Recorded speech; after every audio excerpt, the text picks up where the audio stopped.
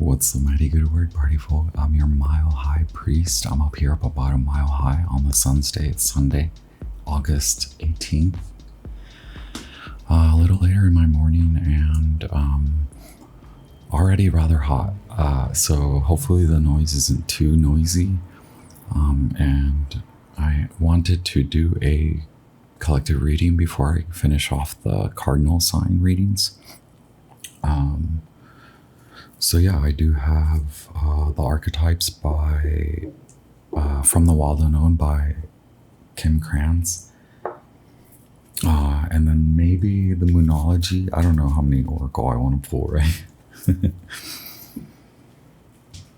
me see. I think I'll start with, wow, we already have Damiana trying to come out.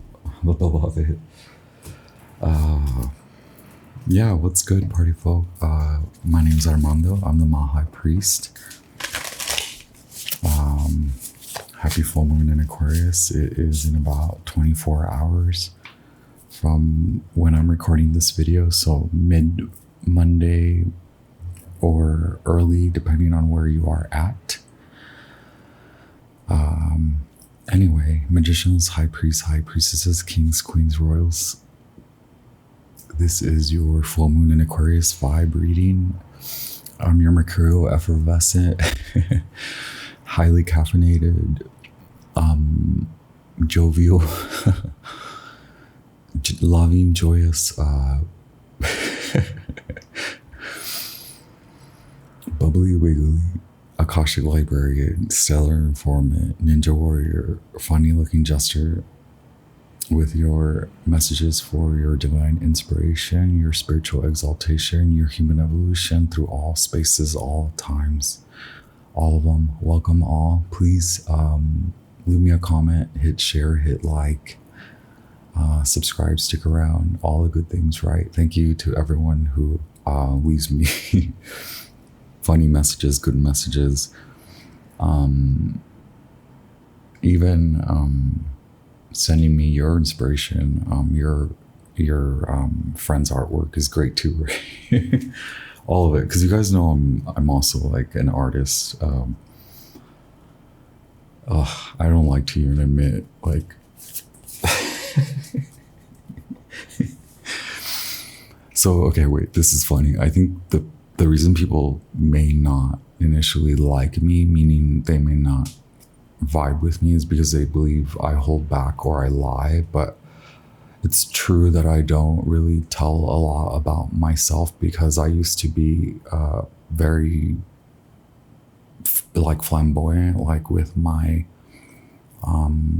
with what I liked, and you know, when you're a child and you're flamboyant about, when you're really outspoken and you're a show and tell and you're a know-it-all, and then you're also kind of not the most like normal. The bullying starts, the picking. So, you know, it's taken me like my entire lifetime to come back to expose myself and be really honest. And so it's fighting a lot of that inconsistency where maybe people think I do lie or hold back a lot. And now it's me having to admit that the reason why I hold back and that I'm not a liar, I'm not lying. Did I lie? But did I lie? Okay. Did I lie? What's good, buddy folk? Okay. Let's get it going.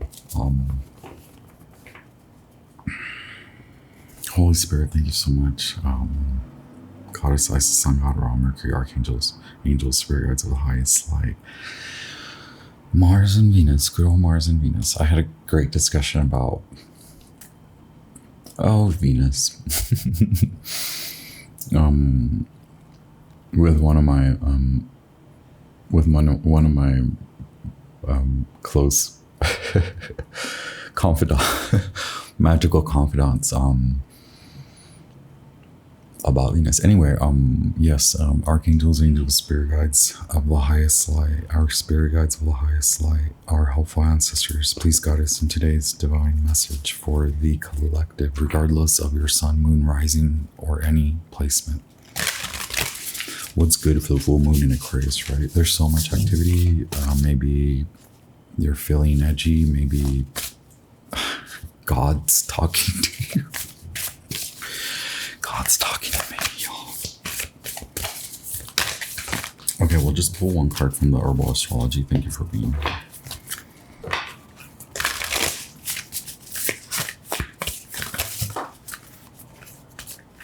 Grace and intuition. Wow. Retreat at the bottom of the deck, card number 27, which is a Jupiterian Jupiter herb with the balance of the sun. So I believe those two are squaring, or not necessarily, but Jupiter and a few of the other signs are kind of all squaring Venus. There we go. And so Venus is the lower octave of beneficiary, right? A lower octave of Jupiter. Venus in Virgo is in,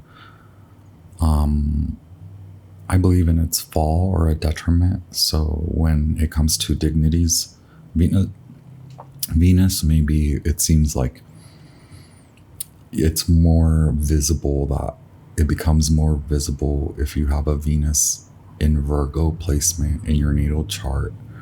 It's more visible to the world that you must work on that aspect in your character or your behavior, or that natal placement is very prominent, like very flamboyant.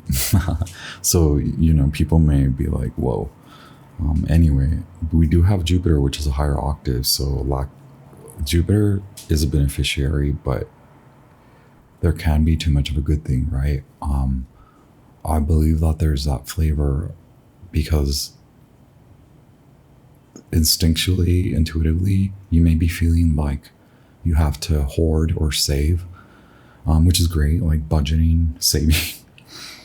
But when it comes to like over consuming, that means you're kind of taking away from others who may also need access, right? Or who may need the same product or service. So if there's too much of that, if there's too much of a good thing, right, it can require the call for grace, which is here. It's also a Jupiterian herb. It's also a Jupiter herb, and it's the lower octave is Venus here, so it is balanced by Venus, which this takes work, right? We just went through that conversation, and y'all, thank you so much for dealing with with me. I'm heavily like my Mercury is always active. I have to work on telling Mercury to bug off. My Venus is wild, so yeah, that's why Venus and I we talk smack to each other. But I want to expose the true, a more practical approach to these beneficiaries, because in astrology, we seem to give a lot of grace to these benefics, to Jupiter and to Venus. And we've seen a lot in our externalities what it means when there's too much of a good thing, or when there's an overt desire to obtain and attain. And so there is a call for that grace. Cassandra or Chisandra, card number 29. And then we have the moon, the sun ruled herb, blue lotus, which is intuition, a very delicate balance of feminine and masculine, more masculine, right, with the solar aspect, but it is also balanced with the lower octave of the moon. It is also a lunar herb and plant. So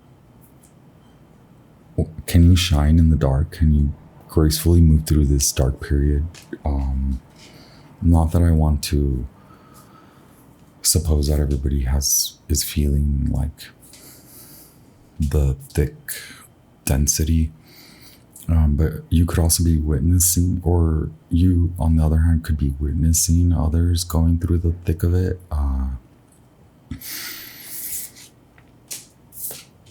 So perhaps it's like state what needs to be stated and move along.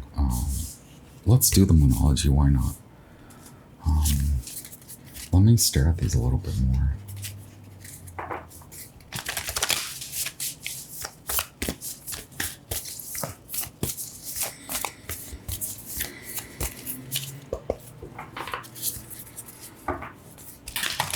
Okay, full moon, Aquarius, collective message. Thank you so much. 3 cards. What is the full moon illuminating? Regarding what the collective may need to release, or what is being suggested for the collective to release, right? What can help you to release, and what is the outcome if you do decide to release this, right?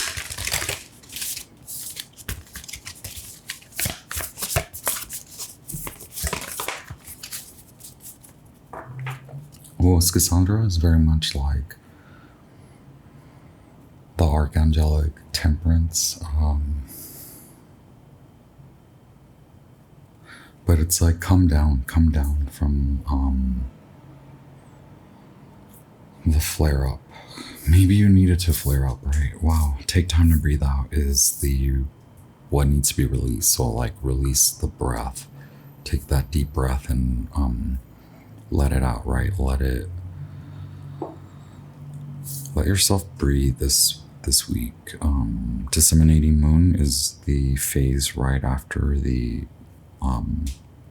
full moon, right? First we have that gibbous kind of almost maxed out, and then the full max, and then it starts to wane, and the first waning chapter or phase of the moon is disseminating moon. It very much goes along with the intuition card. So what will it take, right, for you to feel graceful, for you to act in grace, for you to have grace, for you to embody grace? It does come with like the sword. So it's like maybe you have to let go of like something that took your breath away. So it could feel very psychic, like a psychic connection or a telepathic connection, or the need to have more. Take time to breathe out.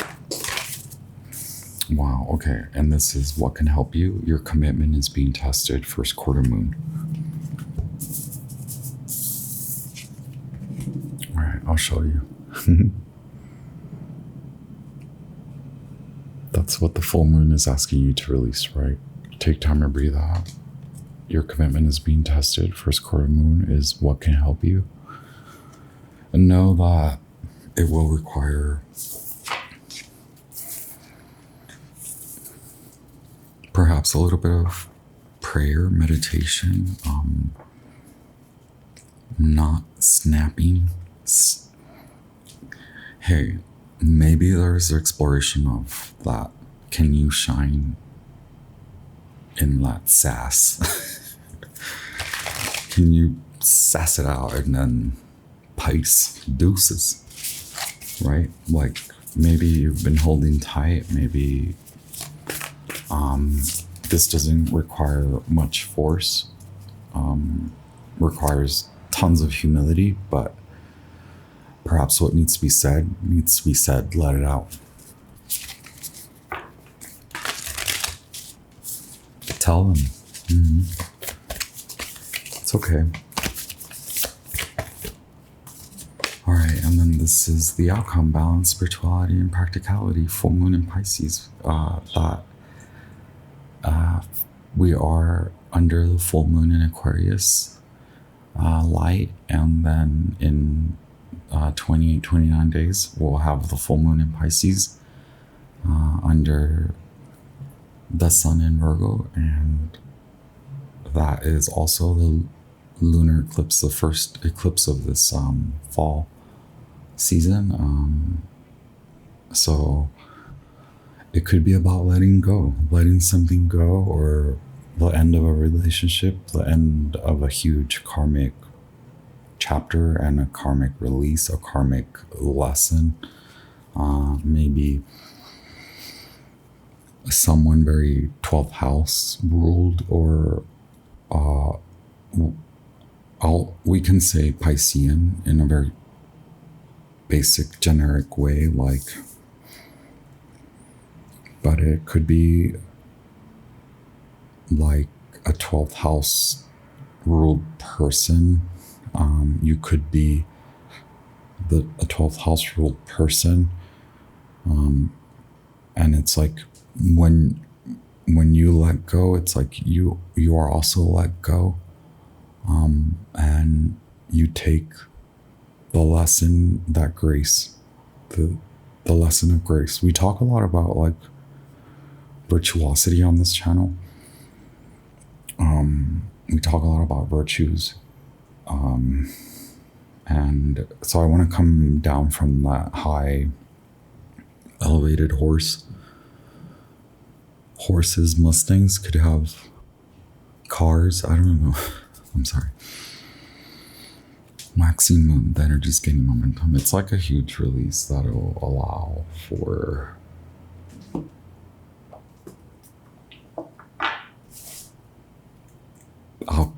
transmutation. It's like, know that you will leave with something, and it may seem like you're gaining a virtuous standing, like by applying it practically, you are witnessing the power of your virtue and your virtuous nature. It can be cold, it can be severe. Hopefully you are working under the light, unconditional love, and that spiritual highest light. But there's something else that you get, okay? Like Pisces, you may not see it, but your soul is kind of bringing it into, ushering it into this new chapter or era or beginning, but you don't see it until you let go of this trouble, of this troubled person, of this journey that you've been on. Oh, my cards are so flipped out. I was trying to like pre-shuffle. Wow. Okay, cool. Moonology. I was not going to pull from it, but there we go.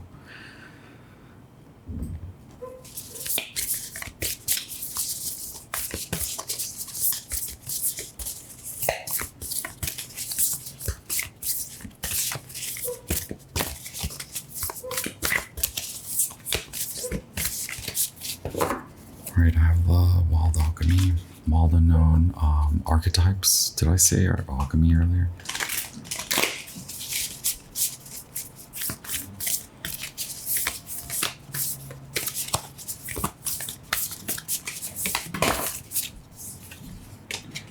The Shaman and the Mountain. Wow. Okay, and the Sword. I'm gonna keep these.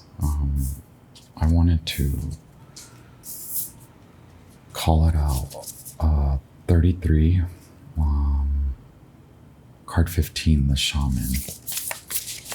Wow, okay. I love these cards. The mountain.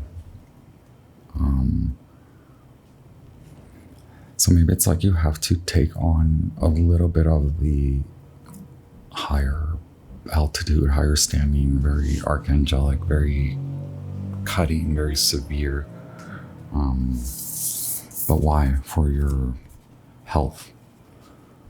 Because it could have a very seductive or controlling aspect to it, where you have succumbed to perceiving that there is a gain in this relationship. Maybe you lose a lot of energy, you lose a lot of consistency, you lose your vibrancy in your spirit. It's a part of the shadow lesson. Come into the light now, right?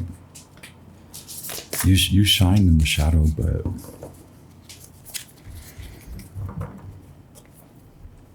what is it like? There's the give up the deception, give up the person that lies in deception, give up being in their deceptive light, and give up the self-deception, because then there is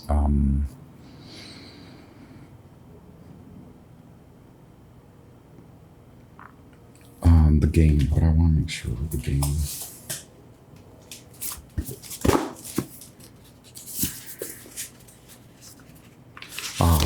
Wow, it just means like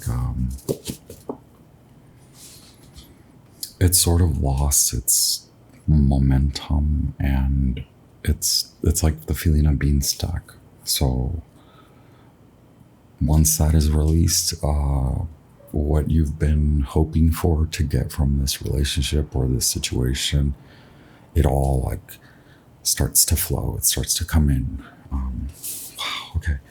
So we'll just do one for the root, one for the heart, 2222 on my dial. I'm going to edit because I don't know, I was drinking water.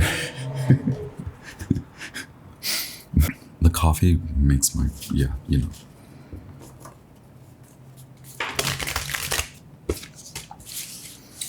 Okay, we'll take 3 cards, one for the root, one for the heart center, one for the crown chakra. Okay, we're checking out these. Actually, I'll take all 7. Okay, well, here's 3. Root, heart, and crown. The offering, wow. Yeah, you're ready to receive. So something's trying to come in, but it is blocked. Card 64, the offering. It's like you can't see it. It is that like not knowing, right? The Pisces. So like part of the 12th house, more so the 12th house, which is the Pisces house, but it's like the 12th house, the nature of the 12th house. So whatever your rising sign, if your rising is not Aries, then your 12th house is not the Pisces house, right? It's like if you're a rising Taurus rising, then your 12th house is ruled by Aries in your natal chart, right? But I'm just kind of giving you the little example rundown of what your 12th house, depending on your rising sign, it may not be Piscean ruled, right? Regardless, if you have a lot of 12th house placements, you likely watch a lot of tarot or like are very spiritual. Even if you're not admitting it, you likely have that Sagittarius understanding of many theologies, religions, philosophies. You've maybe grew up like in one of the many more global ideologies, like, you know, Judaism, Christianity specifically. And then coming out of that, maybe it is a spiritual kind of enlightenment, but also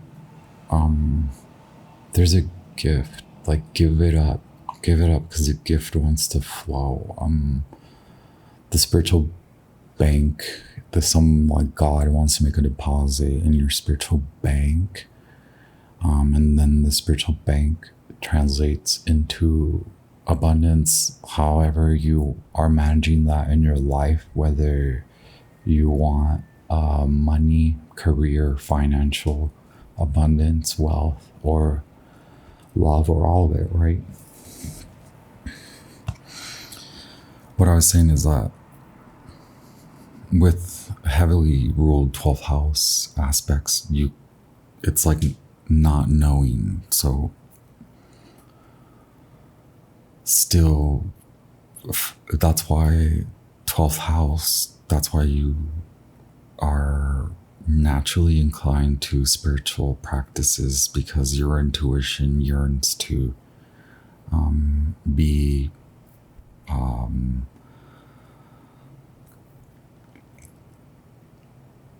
like your body yearns to be intuitive. You are an intuitive psychic body, so you don't see everything. You don't see that you have enemies and foes working against you, and you don't see how much good you can have if you were able to intuit without seeing. See from third and crown, right? Speak your truth to yourself. Feel that love for your security, your intuitive security.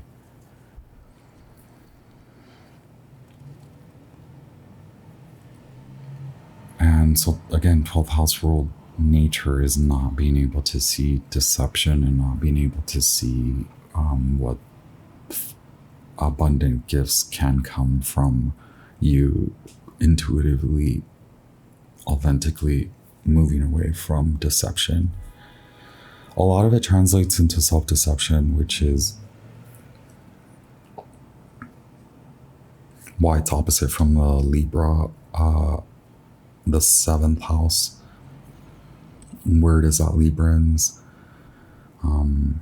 can be deceived visibly. You can see the deception as a Libran 7th house ruled person, and you can also with enough awareness and conscious level of work, you are able to perceive when you are deceiving others. So on the opposite end, the 12th house is do you know when you're deceiving yourself? Maybe you don't see it, but like maybe you feel it. Maybe your body is like, what is going on? Maybe your mind's like, am I crazy? No, they're crazy. But hey, it always takes two. So it's like understanding that with work, however you see that, whether it's psychological or spiritual, practical kind of leadership, communal, community service, communal, dutiful, Virgo and tending, you're able to feel into it when there is self-deception, and then you see that others may not know when they're deceiving you, or others may not know or understand their troubles, and so it's not up to you to label them or assign them a diagnosis, but you need to get that out of there, right? 69, the vessel in the heart. Oh my God, the body wants to speak. You know this. So I have to tell you, but like you have to go into the heart, right? We said we said unconditional love in the highest light. That's the heart center, baby. There's like 3 main heart chakra centers. Higher heart chakra, the heart chakra that we all understand, and then the lower kind of chakra. I don't mean that we all understand the chakra system. They're so like these evolutionary energetic bodies. But you know this.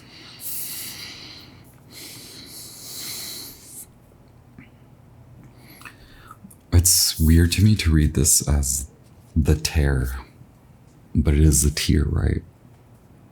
That's in the root. What do you need to let go of? Something you've learned the lesson about security. You don't need this person for your abundance. You don't need this situation. That's causing a lot of mental harm to you, okay? God is like, child of God, there is a gift over here. Take what you can. Take your emerald. Take your little... Take your gem and go. I'm like holding my gem tight here. Also, why did I just get hungry once? I'm so sorry. I don't even want to be recording when my stomach is grumbling. I'm sorry, y'all. I had breakfast. This download is like in the gut, y'all. What's going on in the gut? Okay, cool. 62, the tear.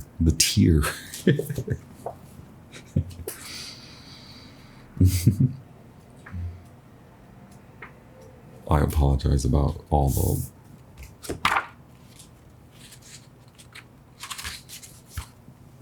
drinking of my water. I think most of you understand, right? I'll try to cut these parts.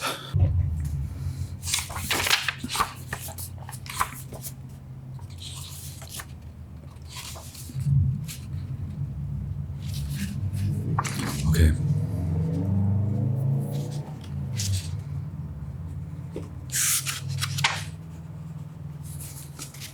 The morning, the release, the rain. Tears are droplets of letting go. Once they begin to fall, we allow the swelling tide of emotion to run its elemental course. Often the tear is what is needed in order for a conversation or situation to break into the next level of intimacy and vulnerability. Some say that tears are so powerful in softening our egos that they open up a portal to the unseen world. Through our watery eyes, the ancestors catch a glimpse of us, and we are reminded of their eternal embrace. We sense our humanity, and we allow ourselves to be held. It is likely this card appears when there is grieving yet to do, a sinking down into disappointment or despair that, once acknowledged, will bring a shimmer of clarity to our dewy eyes. I'm sorry, I'm being facetious here. When light, melody, melancholy, flowing through. So, allowing that melancholic, honoring the disappointment, brings you into that melodic flow. It's very Piscean, y'all. It's very... Welcome to North Node in Pisces territory, baby. We are wild and out here in the cosmos, eh? When dark, drowning, drama, murkiness. Go Deeper, Rain by Vachel Lindsay.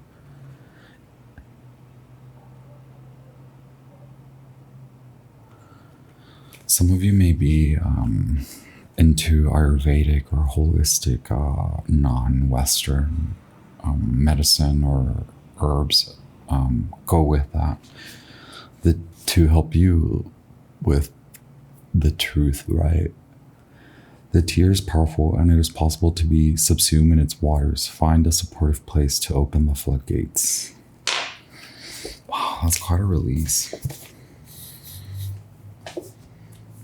Okay, but you've been guided.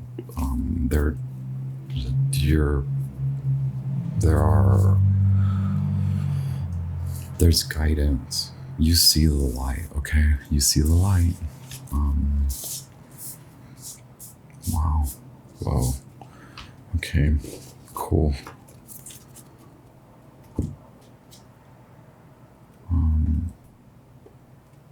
Let's just get some advice from the tarot, right? And then we'll call it quits. Because I guess it's truly lunchtime for me. If I had breakfast at like 7 a.m., then noon calls for a burrito.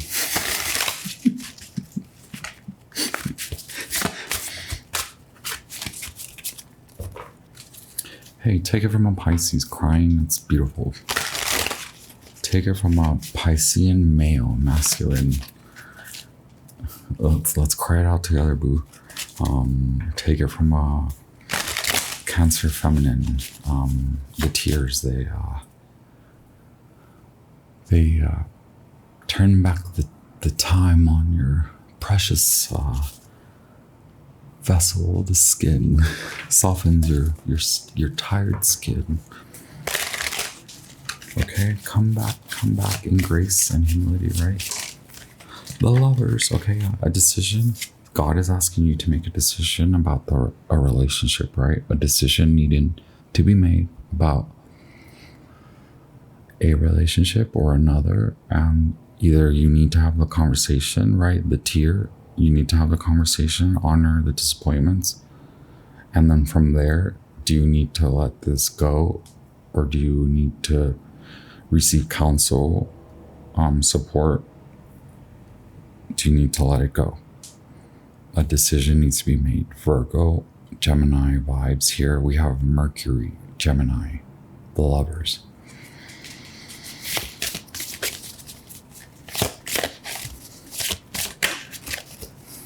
Jupiter is in Gemini. Mars is in Gemini. Virgo, Venus is in Virgo. Venus in Virgo squaring Jupiter and Gemini. Time to take action, meaning make a decision.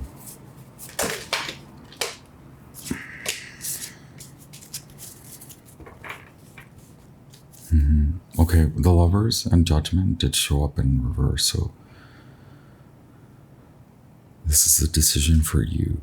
It's a decision for you to go. Card 20, Pluto, Scorpio. Pluto, turn back the time. So it's that same pesky person coming back in over and over. What do they call it?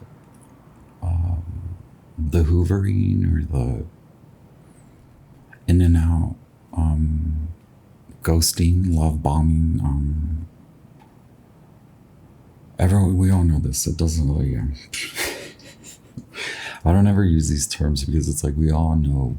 Everyone who watches tarot knows. If you're new to tarot, sit tight. You'll learn. Also, don't let these folks use these manipulation tactics against you. Sometimes folks do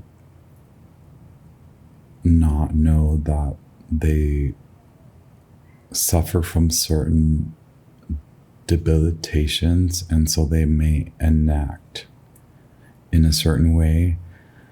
And so labels like,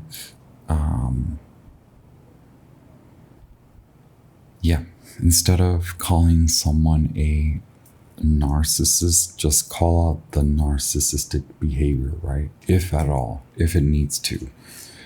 Then we have the Chariot. It's like, you know what to do, but you haven't acknowledged it. It's God's got you, but they're asking you to make the decision. We have card Arcana 7, Arcana 6, and Arcana 20. Major Arcana 20, Major Arcana 6, and Major Arcana 7, the Chariot, Cancer, and Sagittarius vibration. You've been feeling this all summer. This situation has been ongoing longer than that, but now finish it up, wrap it up. At the end of the year, the flow will be different.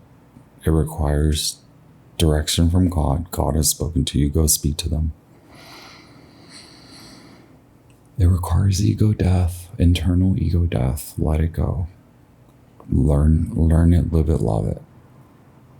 And then go. Requires humility, direction, will, higher will from God. The Magician at the bottom of the deck. Your gifts are the tool, right? Because these are the tools. The offering is a tool from God.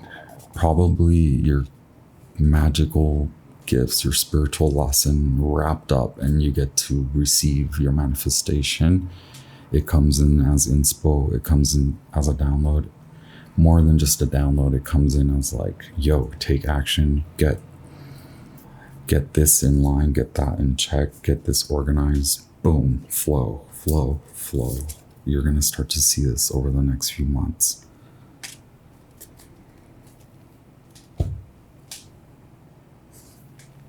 Probably by October, November, with the quarter moon in Cancer.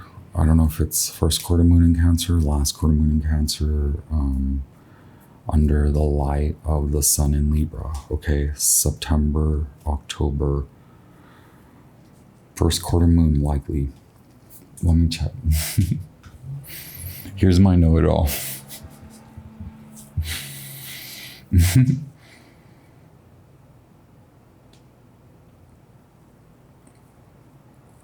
Okay, September 24th, last quarter moon in